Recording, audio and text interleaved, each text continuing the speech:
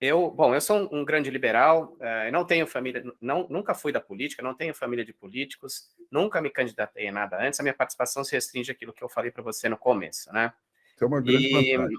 e, e assim, o que me traz para a política é esse incômodo, né, essa indignação, e a história de que o novo propaga muito, que é sair da indignação para a ação, né? Então, o que eu estou imaginando já para a campanha? Tá? O que eu imagino fazer na campanha é algo que eu quero, talvez, que perdure para depois da campanha, mesmo se eu não for eleito.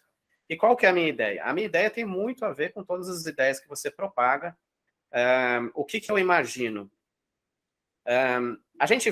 Acho que é muito claro para nós, aqui no Brasil, de que as alterações políticas que podem, de alguma forma, gerar, trazer mais poder para o cidadão, para o indivíduo, para o povo, no município, é quase que impossível de acontecer se a gente pensar de top-down.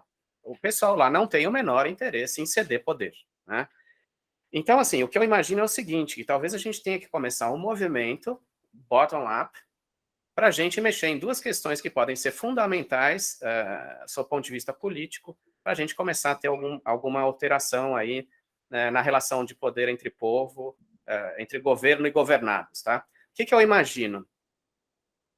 Eu imagino iniciar um movimento para coleta de assinaturas de uma lei de iniciativa popular, tratando exatamente dos dois assuntos que você protagoniza, que são a questão alguns desses que você divulga, que é a questão do voto distrital e do recall. Tá? Então, a minha ideia é elaborar uma lei de iniciativa popular já durante a campanha, né? E durante a campanha coletar as assinaturas a favor do voto distrital e do recall de mandatos. Tá? É claro que, assim, a ideia é fazer isso com marketing, né? A gente vai precisar atrair atenção para que as pessoas assinem isso, e, obviamente, a gente vai ter que atrair o interesse da população em geral, né? E aí a gente tem que dar uma roupagem mais popular para esse assunto. É óbvio que, se a gente começar a falar de voto distrital com recall, ninguém vai se interessar pelo assunto. Então, a ideia, a gente vai precisar trabalhar essa ideia do ponto de vista mercadológico, tá?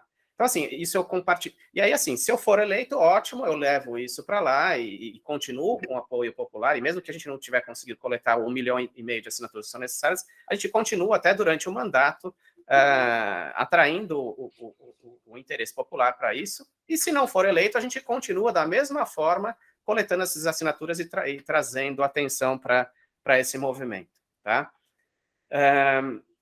Então, eu queria a sua opinião sobre isso, talvez, assim, o que você acha, Eu acho que é um se essa caminho. seria uma boa iniciativa de tentar conseguir, de alguma forma, fazer uma reforma política mínima que talvez trouxesse grande poder para o cidadão na sua localidade, ou se você teria alguma outra ideia. Queria ouvir a sua opinião.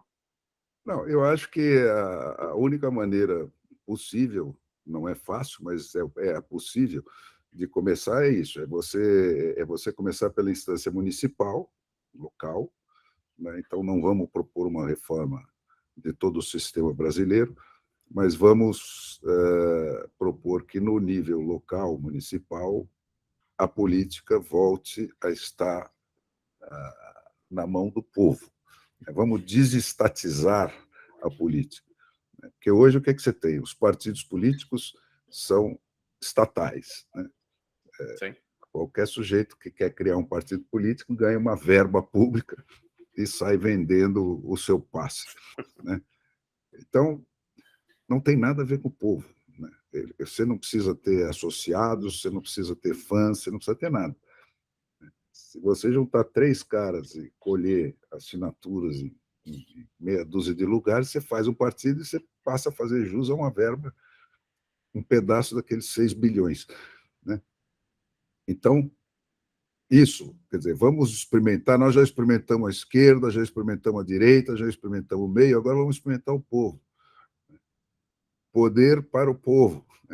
Essa é a bandeira Sim. que fez isso andar nos Estados Unidos. Power to the people. Então, eu acho que é um caminho e você tem essa brecha da iniciativa de leis no Popular. Brasil, embora ela seja como todas as nossas cópias, uma cópia deliberadamente mal feita, porque nos Estados Unidos você manda uma lei para o legislativo. Hoje, nenhuma lei. Eu fiz uma série que você deve ter visto, de 6 artigos, mostrando que tipo de coisa que eles estão examinando para essa próxima eleição, né? Estado por estado. E você vê que hoje eles mexem com tudo, né? Isso começa só com recall, né? E com essa coisa de você realmente estabelecer uma ligação de ida e volta entre o representante e o representado. O representante deixa de ser dono do mandato, né? O mandato é uma propriedade intransferível do representado, que ele pode tirar a qualquer momento. Então, esse é o princípio, né? E isso tem um efeito mortal na corrupção, né? Os Estados Unidos só ficaram ricos como eles são hoje porque acabou a corrupção dos estados para baixo. Porque até para comprar um carro de polícia, vai a voto, com o valor, com tudo lá, e você diz sim ou não, quero ou não quero.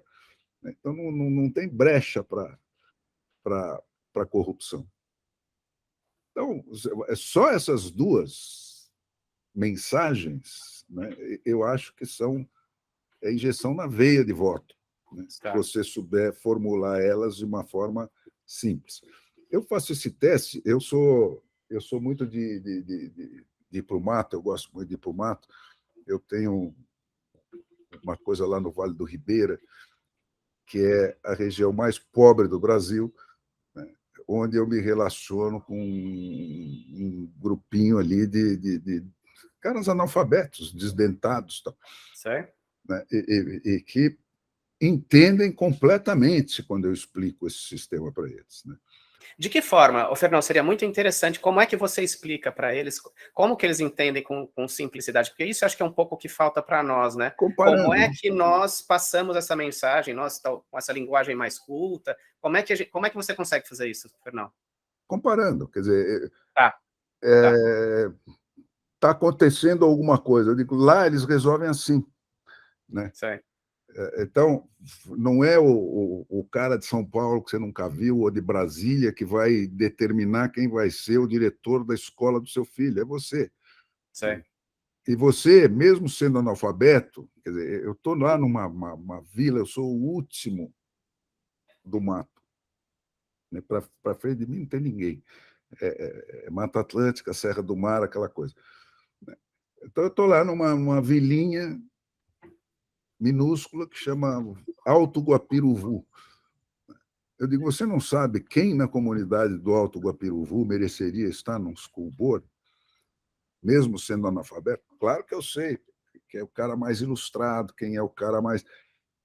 né? Então, comparando essas coisas, né? Eu digo, tá, você não sabe, mesmo sendo o cara que só vê a televisão lá no barraquinho que ele mora, né?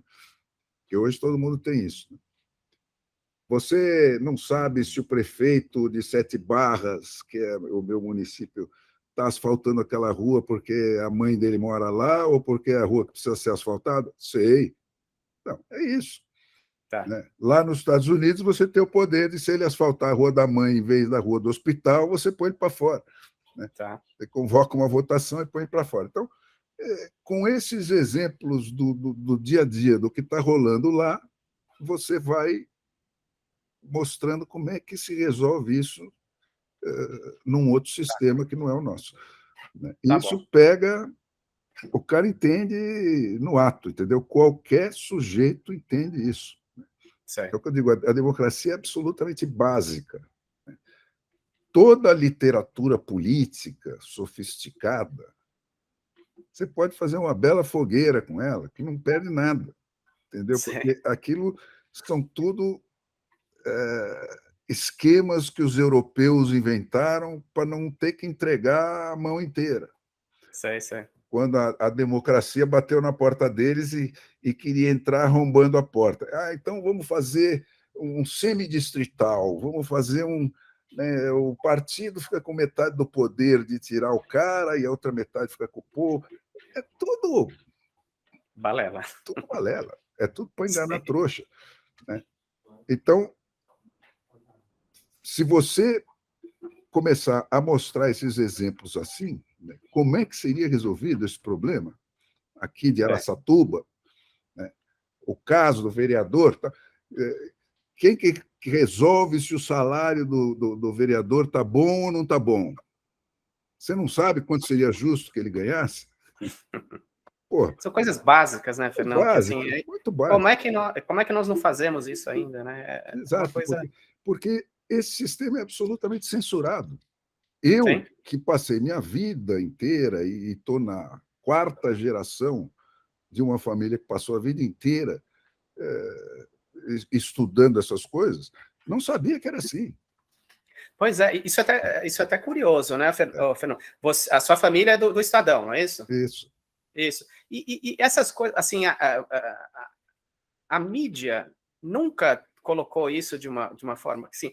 Não, porque. Hoje a gente tem isso que a gente está fazendo aqui, né? Essa é uma coisa maravilhosa, É. né? Tem o lado ruim, mas eu não tenho a menor dúvida de que isso é maravilhoso.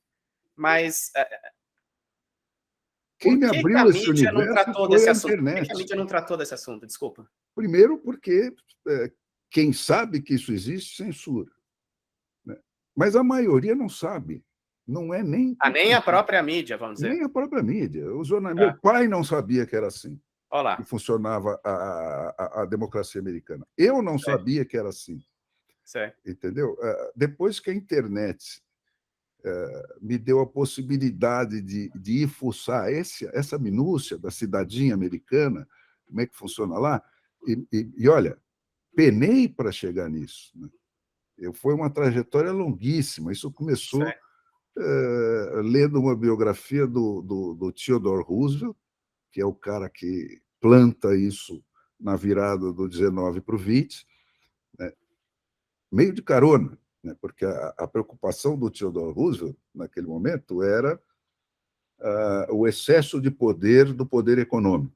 Né? Sim, isso é um outro assunto que você trata muito, a questão da lei Da antitrust, lei né? Do começo do antitrust. século XX, Era a né? briga dele com o JP Morgan.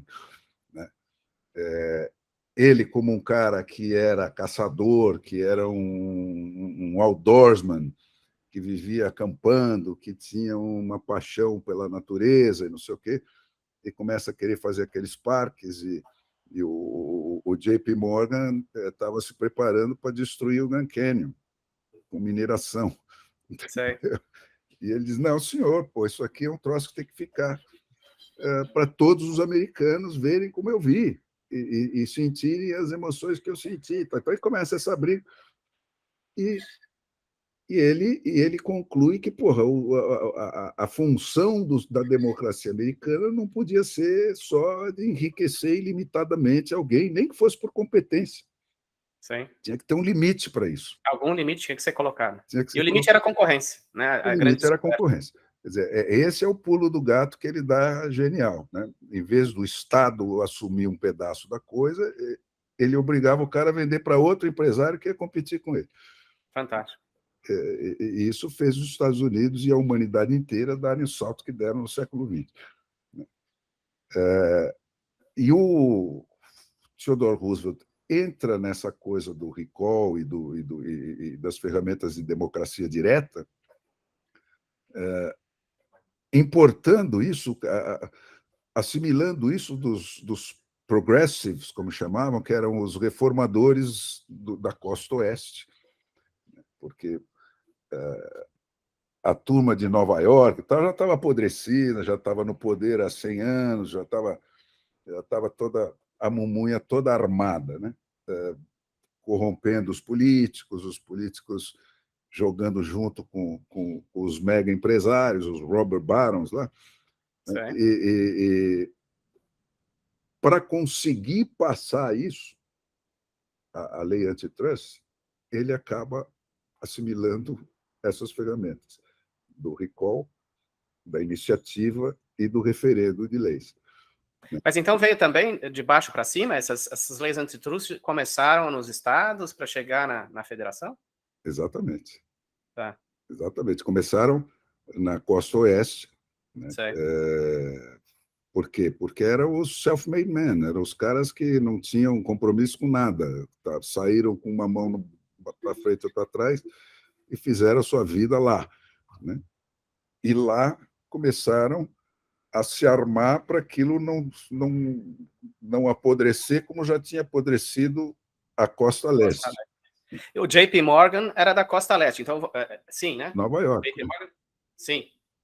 Nova York. Então, quer dizer, é mais ou menos o Oeste vendo ali os pequenos empresários, quer dizer, os pequenos vendo uma ameaça dos grandes do outro lado, e aí que colocam isso. Exatamente. Vamos sair daqui e vamos fazer uma democracia mais pura lá do nosso lado. Sei. Então, aproveitavam aquele isolamento que eles tinham e as prerrogativas que a Constituição lhes dava de ter uma Constituição estadual, de ter todo um Estado novo, que não existia antes, e de ter um charter diferente na sua cidade. E assim começa em uma cidade e vai indo. Tá, e a gente começou com essa conversa quando a gente estava falando lá que nem o seu pai sabia dessas questões todas, né? Isso é muito Nem meu pai, curioso, né? nem meu pai. Porque o que eles sabiam? Eles sabiam essa literatura política que é produzida na Europa, Na Europa. principalmente, né? Grande influência francesa, né? Grande influência francesa. Eu sempre digo isso, meu avô, quando fundou a USP para plantar no Brasil um centro de ciência e de investigação, de procura da busca da verdade, cometeu esse erro de trazer só franceses. E você acha que isso foi o acaso, Fernão? Ou teve alguma orquestração de alguma parte aí Não, da Academia Brasileira ter sido fundada pelos franceses?